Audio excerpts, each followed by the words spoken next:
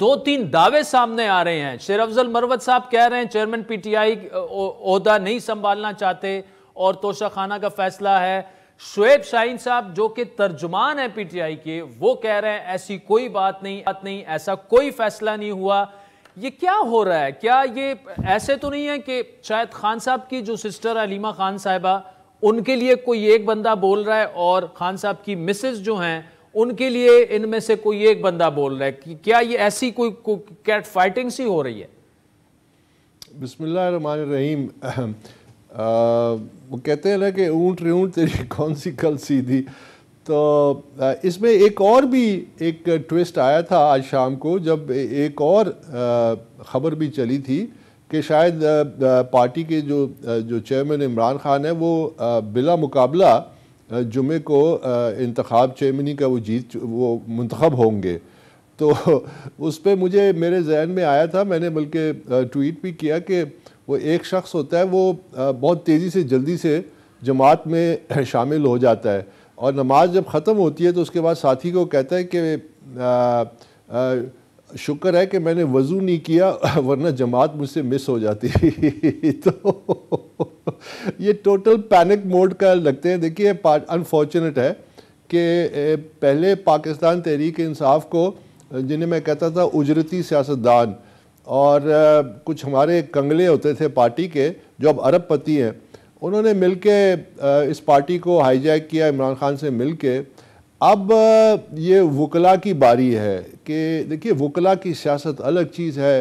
وکیل جو ہے وہ پارٹی کے جو چیئرمین ہیں ان کے کیسز کو ریپرزینٹ کرنا عدالتوں میں ایک چیز ہے، اور نیشنل لیول کی جو سیاست ہے وہ دوسری چیز ہے.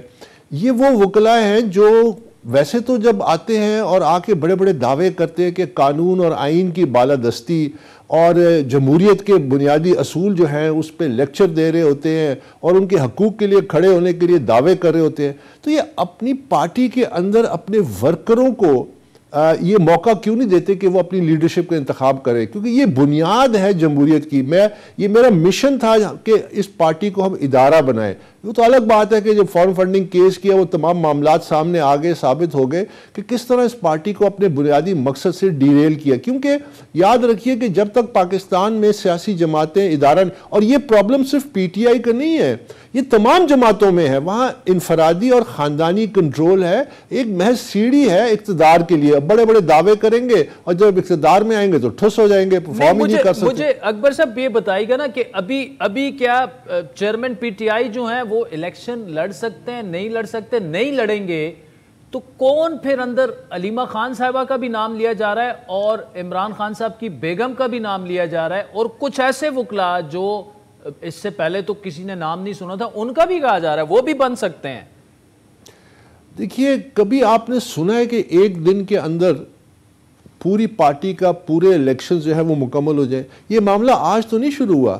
اگر آپ الیکشن کمیشن کا جو تفصیلی فیصلہ اس کو پڑھیں تو یہ تو انہوں نے پہلے 1 سال کی تاخیر مانگی تھی کہ ہم اپنے کووڈ کی وجہ سے ہم الیکشن نہیں کرا سکے، ہمیں مزید ٹائم دیا جائے. پھر اس کے بعد نیشنل کونسل کی میٹنگز کے دعویٰ کیا گیا کہ انہوں نے فیصلہ کیا کہ آئین میں ترمیم ہو گئی ہے.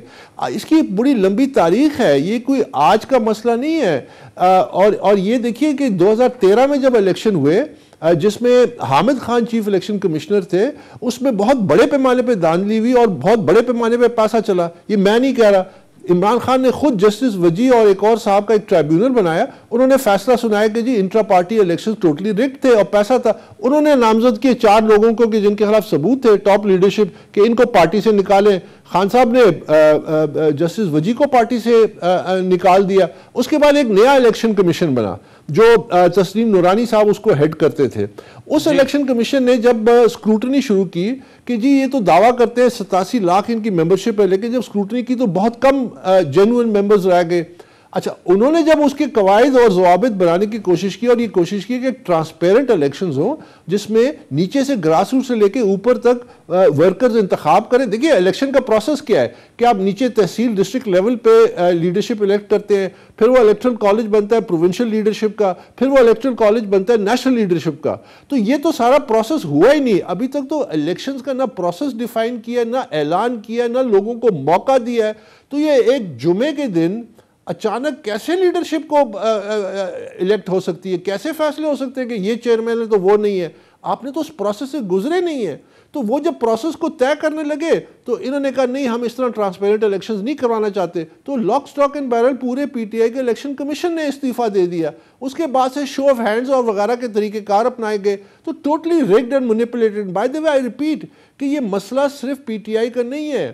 یہ تمام سیاسی بڑی جماعتوں میں سٹیج پہ بیٹھ کے ایک ٹرمپڈ اپ الیکٹرل پروسیس ہوتا ہے, اس کی کوئی اہمیت ہی نہیں ہے. جبکہ وہ بنیاد ہے جمہوریت کی, سیاسی جماعتوں کو جمہوری ہونا. یہ دنیا میں ابھی برطانیہ میں 3 کے 4 پرائم منسٹرز جو ہیں وہ چینج ہوئے, اپنی پارٹی نے خود ان کو پارلیمنٹری بورڈ نے ان کو وہ کیا, ووٹ آؤٹ کیا اور نئی لیڈرشپ کا انتخاب کیا. تو یہ اس کو اس طرح سے ہینڈل کرنا, اور پھر اتنے گھبرائے ہوئے ہیں کہ کانٹریڈکٹری سٹیٹمنٹس ایک دوسرے کو کانٹریڈکٹ کر رہے ہیں. اور جمعے کا اعلان کر دیا, پہلے کہتے تھے 20 دن بہت کم ہے. آپ کو یاد ہوگا لوگ یہ کہتے تھے کہ 20 دن بہت کم ہوں گے, آج کل پارٹی جو ہے زیر عتاب ہے اس لیے یہ کیسے ہو سکتا ہے. بھائی یہ تو 1.5-2 سال سے یہ معاملہ چل رہا ہے. آپ الیکشن کمیشن کا فیصلہ تو پڑھ لیں کہ یہ کب سے یہ پروسیس چلا ہے.